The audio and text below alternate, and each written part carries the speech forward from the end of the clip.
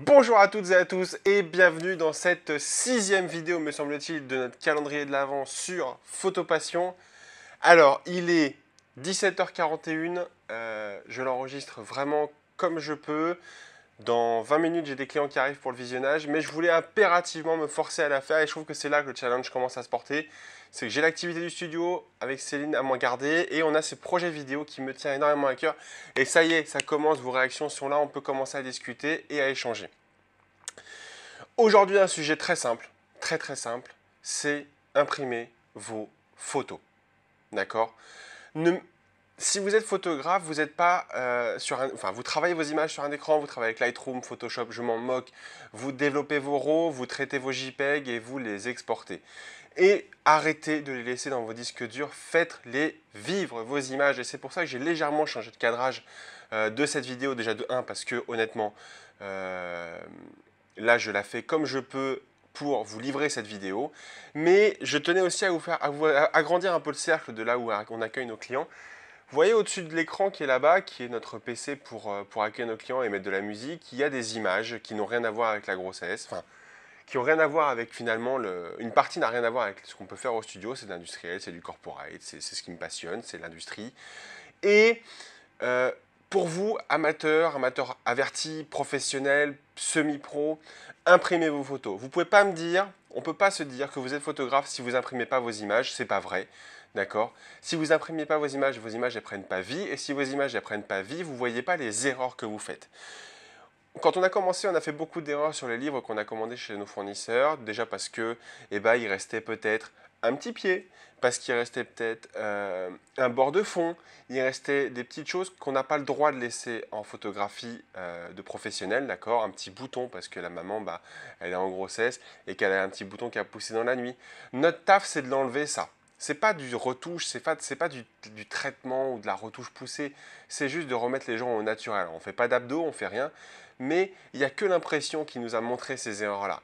Si vous imprimez vos images, si vous regardez vos images sur un petit écran, un 15 pouces, un 20 pouces, je m'en moque en fait, si vous les regardez sur un écran numérique, un écran de PC, mais en fait vous voyez rien. Vous voyez ce que vous avez envie de voir finalement, vous voyez l'image, pas forcément dans sa globalité déjà, avec pas forcément les bons contrastes, parce que finalement tous vos écrans ne sont pas calibrés, tout le monde ne roule pas en ISO, tout le monde n'a pas une sonde de calibration.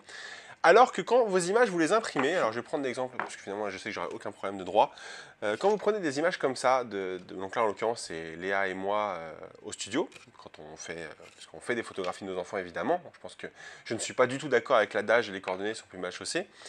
Imprimer vos photos, ça vous oblige à faire gaffe à plein de choses, vous voyez. Là, on est tous les deux très complices. Ça nous oblige à faire gaffe à les petites poils d'habits, par exemple. Les gens, quand ils sont au studio, des fois, ils ont des chats et ils peuvent avoir des poils. Bah, notre boulot, c'est peut-être de les enlever un peu, ces poils, quand même. C'est pas joli. C'est joli sur un écran, parce que sur un écran, on ne le voit pas. Mais finalement, quand on les imprime, et alors comme derrière moi, en 80-120, eh ben, on voit que ça. On voit que les défauts de l'image. Et c'est pour ça que vous ne pouvez pas me dire que vous êtes photographe si vous n'imprimez pas vos photos. Aujourd'hui, imprimer ces photos, il y a plein de labos qui le font. Vous regardez sur Internet, vous prenez un labo de qualité, vous gérez les profils ICC de l'imprimante sur laquelle elle va être.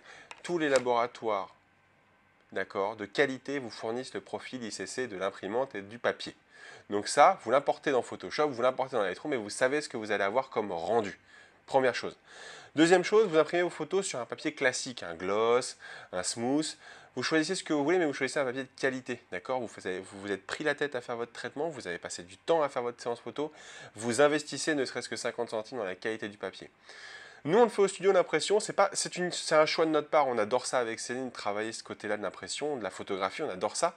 On n'est pas des grands fans, enfin je ne suis pas un grand fan d'argentique, mais Céline et moi, on reste des grands fans de papier, et ça, on a préféré le garder au studio, donc on a effectivement acquis un traceur, avec des cartouches de différentes couleurs, il y en a une quinzaine dedans, parce qu'on peut imprimer du blanc, jusque-là je ne le savais pas, maintenant je le sais.